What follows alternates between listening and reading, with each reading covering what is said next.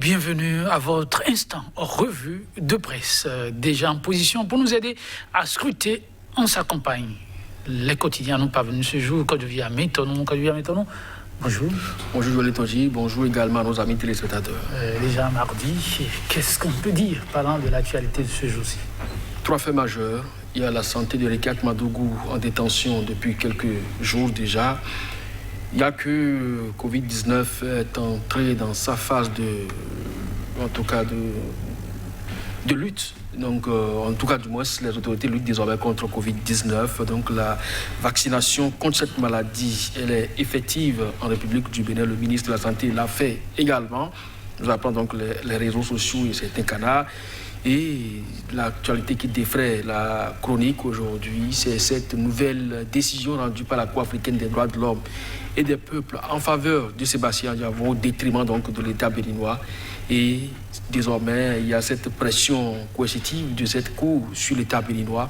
La décision est rendue ce lundi et le Bénin a 7 jours pour se plier face à cette décision.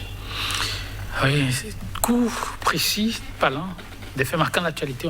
On démarre, mesdames, messieurs, avec quel quotidien que vous avez maintenant? La Dépêche qui, en manchette, affiche Bénin, CADHP, la Cour ordonne l'annulation de l'arrêt de la criette contre Sébastien Adjavon, restitution des biens culturels. La délégation française fait le point des travaux. Et puis, Komi Kouché, mon silence du moins, n'est pas un abandon. Le journal du service public La Nation lutte contre la Covid-19 au Bénin. Le top de la campagne de vaccination est donné. Puis nous sommes en plein dans la campagne présidentielle et le journal de nous proposer les messages des duos candidats. Le matinal, lancement de campagne de vaccination contre Covid-19, 2 ministres vaccinés. Personnes prioritaires à bénéficier de ces vaccins, le personnel santé, les personnes âgées de plus de 60 ans, les personnes souffrant du diabète, de l'asthme, de l'hypertension artérielle, de la drépanocytose également. Le journal Le Pays, émergeant nouvelle décision de la Cour africaine des contre l'État béninois.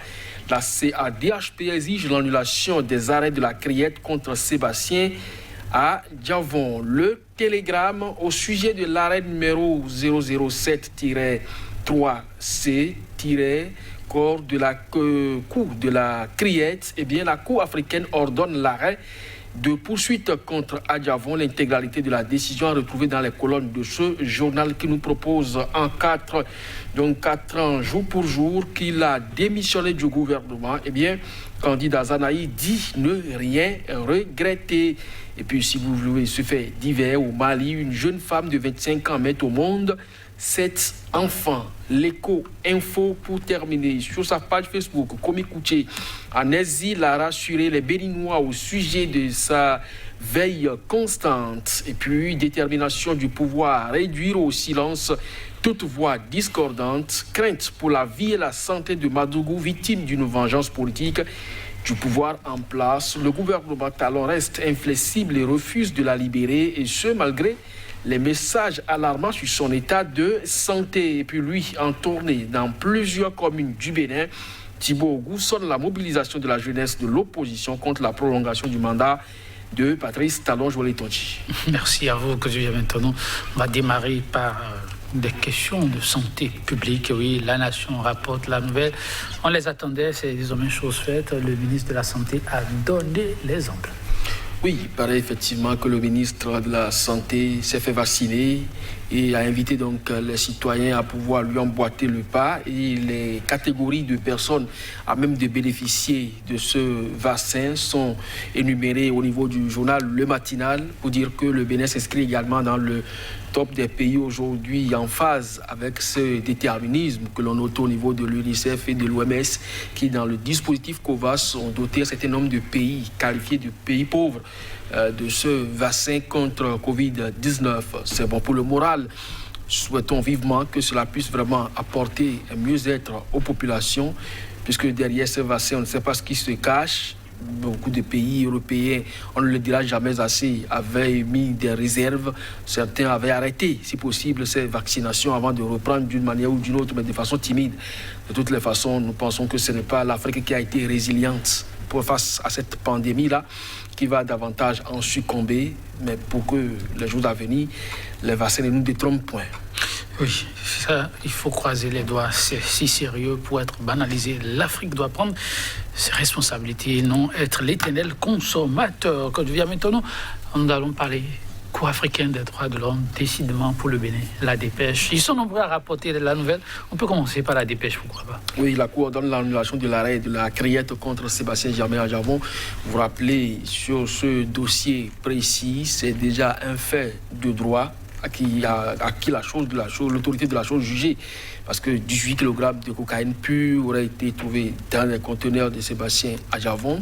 Le tribunal de Cotonou a déclaré un non-lieu et donc cette affaire était close en principe, mais une juridiction d'exception a été créée de façon circonstancielle à la limite pour rejuger ce dossier et le condamner cette fois à 20 ans de prison ferme. Un mandat d'arrêt a été émis à cet effet. La Cour africaine, puisque elle a compétence pour connaître de violations de droits de l'homme, et bien Sébastien Adjavon, légaliste jusqu'à ce niveau-là, l'a saisi donc pour que de raison lui soit donnée. Effectivement, la Cour n'a pas hésité donc à rendre effectivement une décision en sa faveur, mais l'État béninois n'a pas daigné donc fait respecter cette décision de la Cour.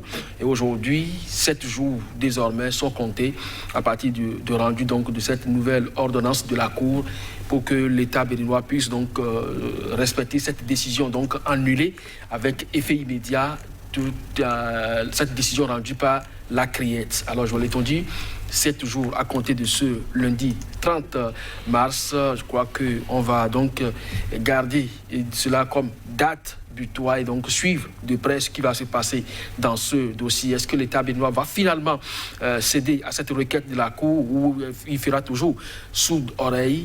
On va voir donc dans les tout prochains jours ce qui va se passer. Mais toujours est-il que la décision de l'État béninois de se retirer du mécanisme de saisine de cette Cour a été entérinée depuis hier. Eh bien, les citoyens et ONG ne pourront donc plus saisir cette Cour. Et je crois que ça a fait abondamment objet de relais au niveau des réseaux sociaux et de certains organes également. Donc, c'est dire simplement que quand il plaît donc à l'État de respecter certaines décisions ou certains mécanismes, eh bien, on ne se fait pas plier. Vivant que ça se fait sans distinction aucune. Quand je viens maintenant, nous allons parler de ce dossier aussi qui fait grand bruit avec l'Éco-Info qui nous rapporte les nouvelles de la candidate inconduite des démocrates qui désormais n'est plus libre de ses mouvements. Oui, depuis le 5 mars, Rekiat Mandougou, au sorti d'un meeting politique animé à Porto Novo, a été interpellé Manu Militari par la police républicaine. Elle est déposée à la prison civile de Misrete, mais ce n'est pas là l'inquiétude, c'est beaucoup plus les questions liées à sa santé, également sa vie, qui sont aujourd'hui au devant de l'actualité. Beaucoup de canards, ces avocats donnent de la voix à travers donc les journaux pour alerter donc sur ces deux aspects de la dame Rekiat Mandougou, sa vie qui ne serait donc plus vraiment en privé parce que des caméras pour en même temps suivre ses mouvements au niveau de la prison, tout comme son domicile et également sa santé. Elle se plaint de couverture. La dernière fois, on a parlé d'une certaine crise. Elle a bénéficié donc de l'apport de ses congénères de prison pour pouvoir donc recouvrer sa sérénité d'une manière ou d'une autre. Mais le journal L'Éco-Info nous fait constater ici que le gouvernement talon reste inflexible et refuse de la libérer. De toutes les façons, lorsque vous êtes détenu dans les liens de la justice et que des faits aussi graves comme celui du terrorisme vous sont reprochés, il faut quand même que vous jouissiez d'une certaine sérénité au plan psychique, mental et également physique pour pouvoir vous défendre en son temps. Mais aujourd'hui, le sort qui est celui réservé à Rekiat Madougou, est-ce que cela permet et offre toutes ces garanties? C'est une interrogation. À la dernière minute, nous, on ne l'a pas vue en prison pour savoir comment elle se porte au plan mental également. Mais de toutes les façons, les informations qui nous parviennent ne garantissent rien de sérieux à ce niveau-là. Nous osons croire quand même que les autorités travaillent d'arrache-pied afin qu'elles puissent jouir quand même de tous ses droits en son temps. Oui, le droit est encore le droit. Quand je vis avec Tonon, lui, silencieux, sur le mobile profond de sa démission. En tout cas, aujourd'hui, ça fait 4 ans, on n'en saura pas davantage sur ce qui s'est réellement passé. Le télégramme nous rappelle tout de même que ça fait 4 ans, cette fracassante démission candidat Zanaï. Oui, l'homme dit ne rien regretter. C'est exactement le titre que le journal Télégramme nous a rapporté ce matin, 4 ans, jour pour jour, qu'il a démissionné. Candidat Zanaï dit ne rien regretter donc de ce départ-là. Je crois qu'il a écrit une si longue lettre, pour ne pas citer le titre d'un roman en la matière. Mais dans cette lettre, il a remonté la piste pour dire quand même que depuis sa démission, on ne lui a jamais permis quand même de passer service, histoire de pouvoir transférer un certain nombre d'informations, parce qu'il a été quand même à un portefeuille ministériel très sensible, le ministère de la Défense. Donc il y a des secrets d'État qu'il doit pouvoir détenir devant lui, qu'il doit pouvoir remettre à son successeur, mais également faire le bilan moral de son passage à la tête de ce département ministériel. Mais rien de tout ça n'a été fait. Mais de toute façon, Candidat Zanaï est libre de ses mouvements.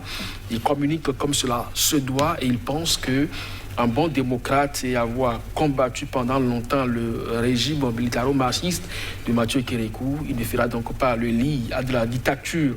Donc ce qu'il note aujourd'hui, fut-il donc de développement, il ne cautionne donc pas la gouvernance actuelle, ne se retrouve donc pas dans la rupture telle que prônée. C'est ça d'ailleurs le motif de sa démission. Mais en temps de voir, il a promis aussi des actions musclées en son temps. Merci à vous, Kadiou Yameton, chers téléspectateurs. Merci pour le soutien. À très bientôt.